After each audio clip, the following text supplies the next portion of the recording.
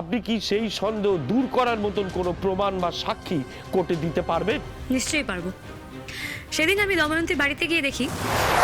আপনি একটু আমাদেরকে বলুন তো, আপনি দময়ন্তীর বাড়িতে গিয়ে কি কি দেখলেন? সবার আগে আমি দময়ন্তীর বাড়িতে লুকিয়ে যাওয়ার জন্য এখানে সবার কাছ থেকে ক্ষমা চেয়ে নিচ্ছি। হ্যাঁ, আমি দময়ন্তীর বাড়িতে গেছিলাম আর লুকিয়ে গেছিলাম।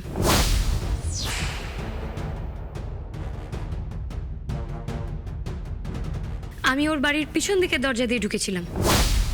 আমি দময়ন্তীর বাড়িতে যাওয়ার পর মাই লর্ড ওর বাড়ির ওয়েস্ট বিনটা চেক করি। তো ওই গার্বেজ বাকেটে আমি দেখতে পেলাম দুটো খাবারের বিল ছিল, একটা ফ্রাইড রাইসের, একটা চিলি চিকেনের।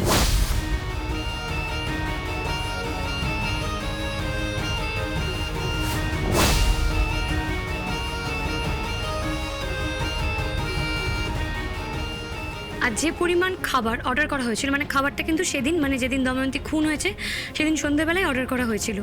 আর যে পরিমাণ খাবার অর্ডার করা হয়েছিল সে পরিমাণ খাবার দময়ন্তীর পক্ষে একা খাওয়া সম্ভব নয়। আর তাছাড়া আমি সেদিন ওর বাড়ির ফ্লোরে 6টা বিয়ারের ক্যানও দেখেছিলাম।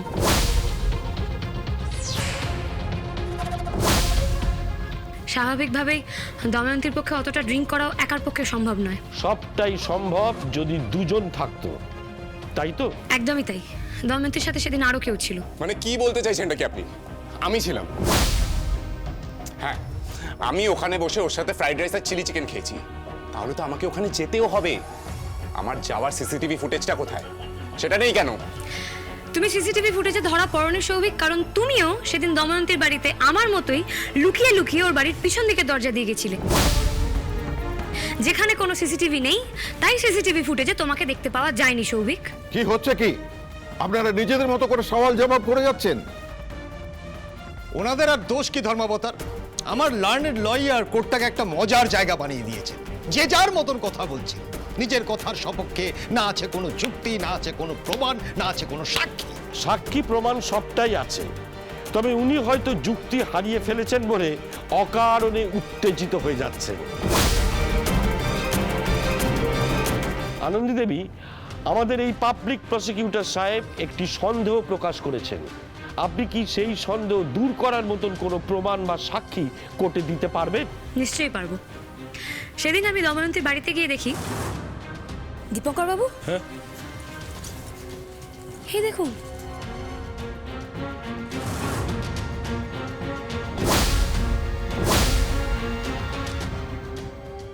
আপনি এখন এখান থেকে জানতো আমার মানসিক অবস্থা ভালো নেই।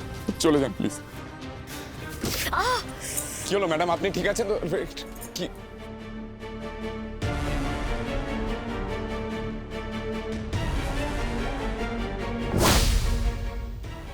তাহলে আপনি এভিডেন্স এনেছেন।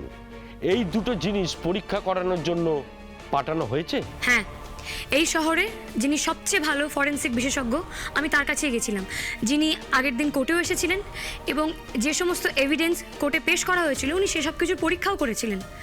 আমি দময়ন্তীর বাড়ি থেকে নিয়ে আসা দুটো চামচ এবং সৌভিকের বাড়ি থেকে যে জিনিসটি আমি নিয়ে এসেছিলাম তার উপরে থাকা সৌভিকের ফিঙ্গারপ্রিন্ট সবটাই ওনার কাছে পাঠাই এবং ওনার কাছে রিকোয়েস্ট করি যাতে উনি চেক করেন, এবং কম সময়ের মধ্যে উনি সে কাজটি করেওছেন।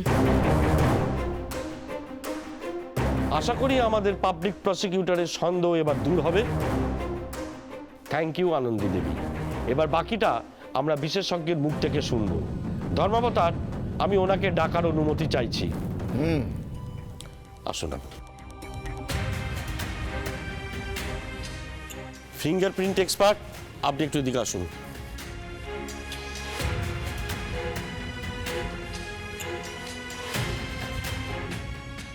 আপনাকে অনেক ধন্যবাদ। আপনি এত শর্ট নোটিশে ফিঙ্গারপ্রিন্ট পরীক্ষা করলেন এবং সেটা কোর্টে এসে জানাচ্ছেন। আচ্ছা, আপনি ফিঙ্গারপ্রিন্ট চেক করে কি পেলেন এবার একটু আমাদেরকে বলুন তো। চামচে সৌভিকের ফিঙ্গারপ্রিন্ট আছে, দময়ন্তীরও আছে।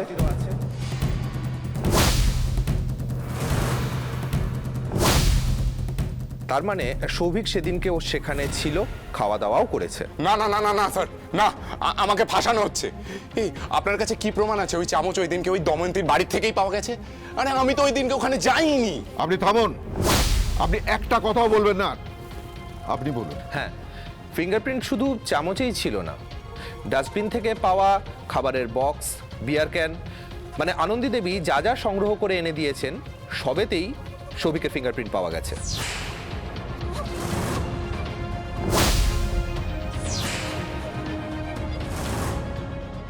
মিথ্যে মিথ্যে, এরা সবাই মিথ্যে কথা বলছে স্যার। আপনি আর একটা কথা বললে আপনাকে শাস্তি পেতে হবে, এটা আপনি জানেন কি? যদি বিপদে পড়তে না চান তাহলে চুপ করে বসুন। ধর্মাবতার, আমি আর একবার আনন্দী দেবীকে ডাকতে চাই। ডাকুন। আপনি আসুন। আনন্দী দেবী, একবার আসুন।